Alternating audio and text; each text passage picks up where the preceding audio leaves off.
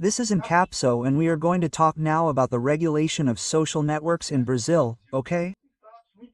You know, it's very sad that the STF is taking this decision upon itself, but what scares me the most is the possibility of what the final decision will be, because as I tell you, the STF is not a body created to regulate anything. This is the legislature. The legislature has the knowledge, the capacity, and the tools to create legislation. What we have in the STF today are, for now, 7 votes, each one in a different direction from the other. So, how are you going to define this? What are the premises? What is the risk that people are assessing regarding the risk of these STF regulations? It's all completely absurd. The worst thing is their view that they have to regulate social networks.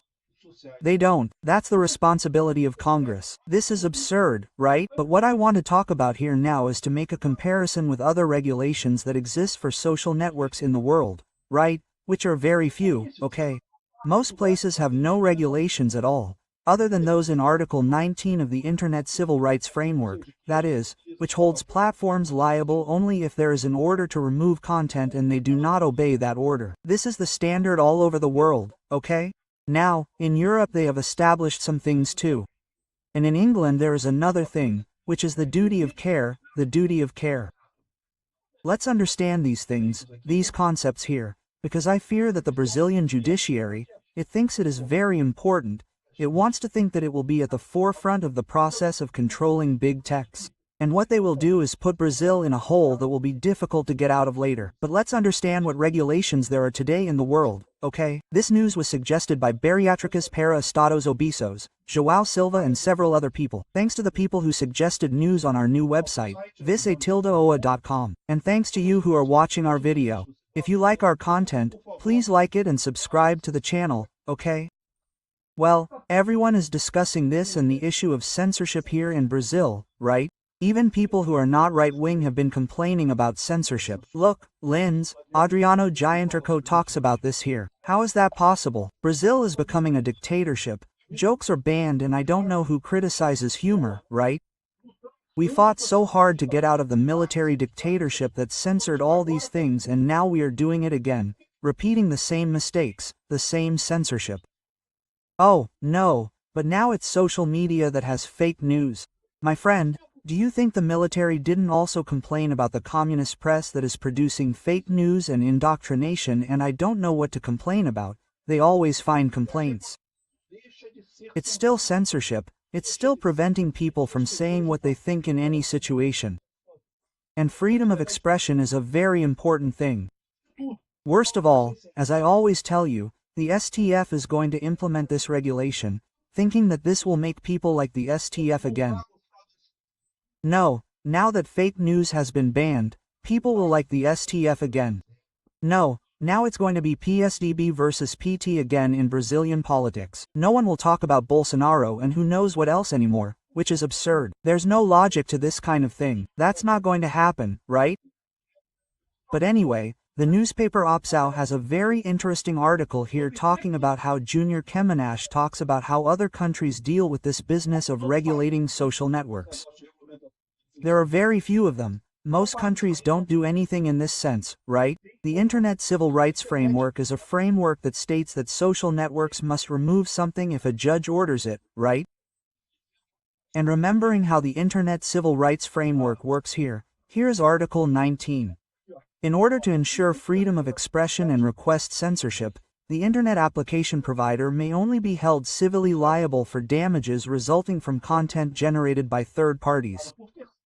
C, after a specific court order, does not take measures to, within the scope and technical limits of its service and within the specified period, make unavailable the content indicated as infringing, except for legal provisions to the contrary, right? In other words, the way it is today, this type of thing is quite reasonable. I don't see why anyone is considering this unconstitutional, right? Once again, there is nothing in the Constitution that goes against this. So they are claiming that, oh, but they have a duty to, I don't know what, citizen safety. It's that old nonsense I tell you about the issue of principles, right, of the Constitution driven by principles, that in the end anything can be valid. You can use anything as a principle and make anything unconstitutional, which makes no sense at all, right?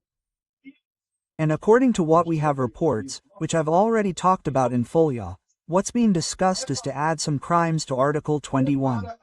So here, look, Article 21.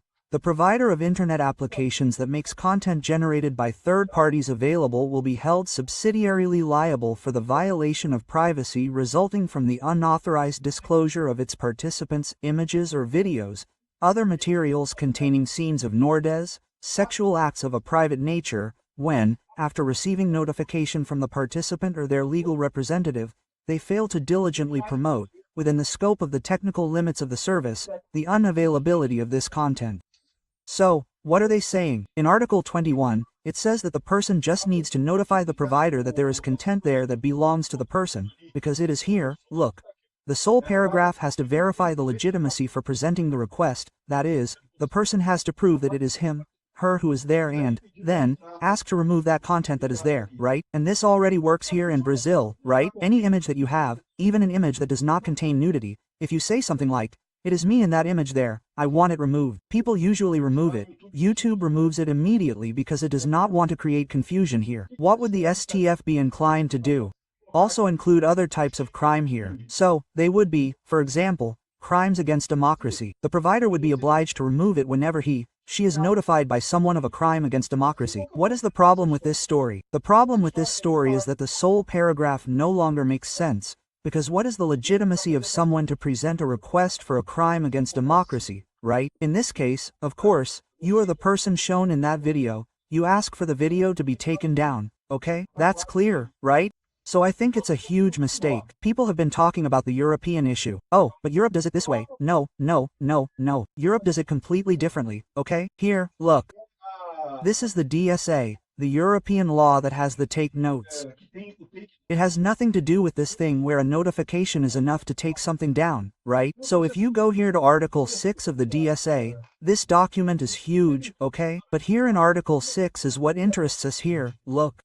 In the case of provision of information society services that consist of the storage of information intended for service and such, that is, social networks, okay?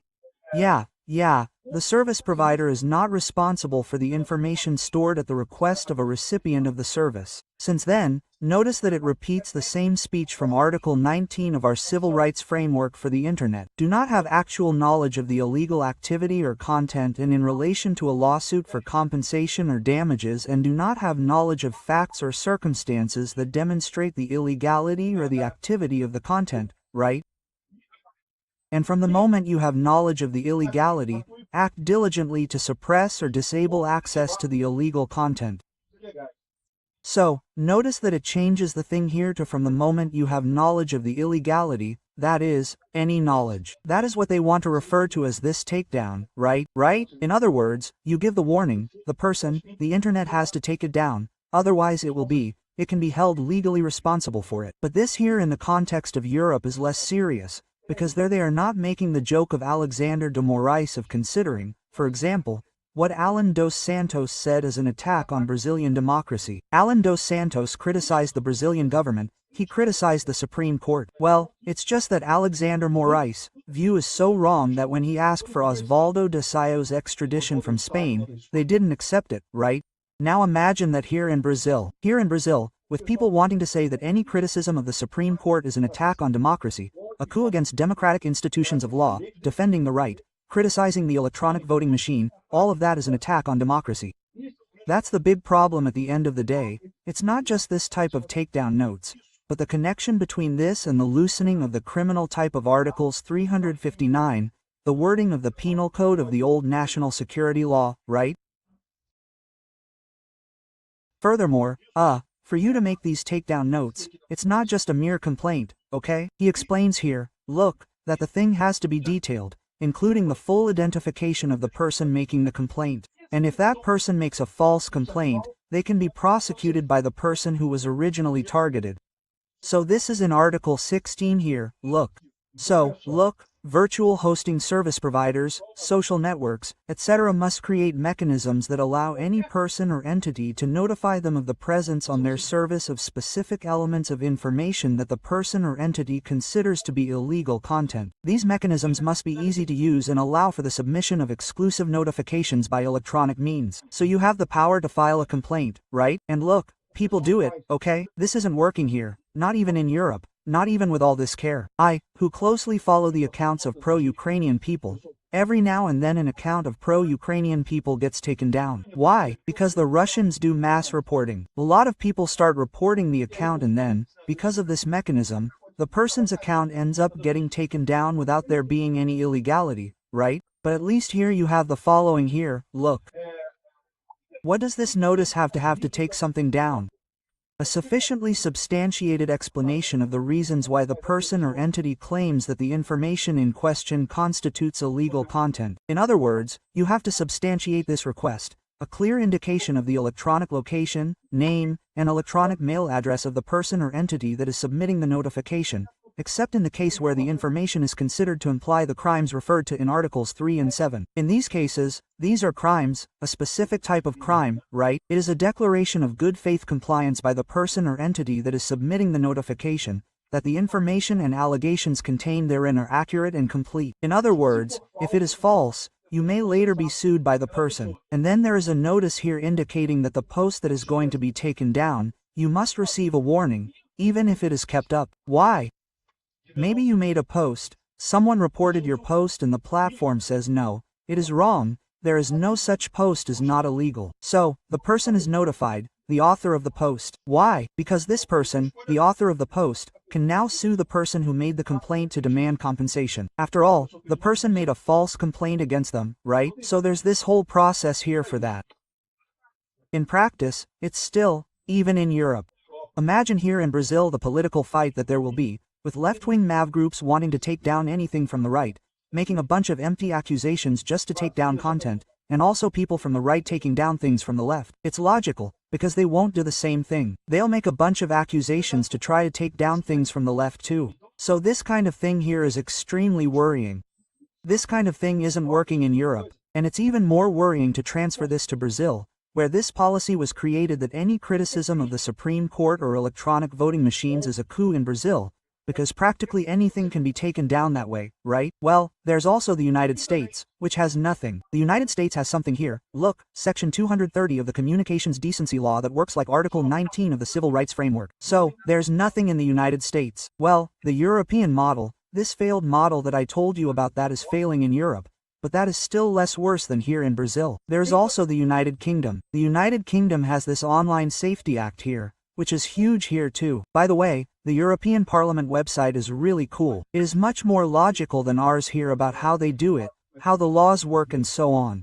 This is already in force here, but what it establishes is the so-called duty of care. It says, look, platforms have to be careful not to publish fake news. So they share a lot of things here. It says that they have to do a risk assessment, a risk analysis, as defined in such and such a session. And if they think the risk is too high, they have to report the thing and I don't know what else. All of this is what the platforms already do in practice. So, there is nothing different here. Nothing that implies direct censorship. It just states that the platforms have a duty of care. The legislation of England seems much more reasonable to me than that of Europe. European legislation is being questioned a lot because it has resulted in censorship there. Imagine that in Brazil it would be much worse here in Brazil, right? That's what I'm saying. Here in Brazil the deputies have a terrible habit of copying European legislation, right? They took the LGPD, it's a copy of the GDPR legislation from Europe. They practically copied the GDPR here to Brazil. That's idiotic, my friend. Europe is a rich country. They can afford to do some things that we in Brazil can't afford to do yet. We're a poor country, and then we get into this business of copying European legislation. We're screwed, my friend. No, that's not how things work. And now it's the STF that's going to do this business of copying European legislation, apparently, requiring this notification. Once again, it's not working in Europe. It's causing problems in Europe. Here in Brazil it's going to be even worse because of the STF's decisions. In other words, that's all there is. It's just these two things. These two things here that are related to social media regulation, and they're crap. They don't work at all. In other words, it shows what I'm telling you.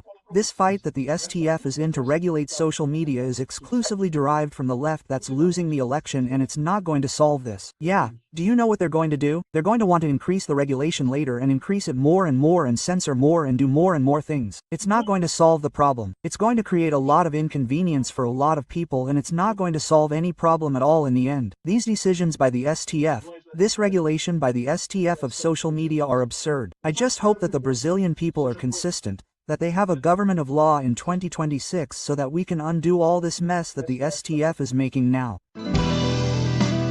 Thank you for watching the video until the end. In addition to liking, sharing and subscribing to the channel, consider becoming a sponsor with amounts starting at $1.99. Click the Become a Member button below to learn about the conditions and benefits of sponsoring the channel. For more information about our project, visit our websites indicated on the screen.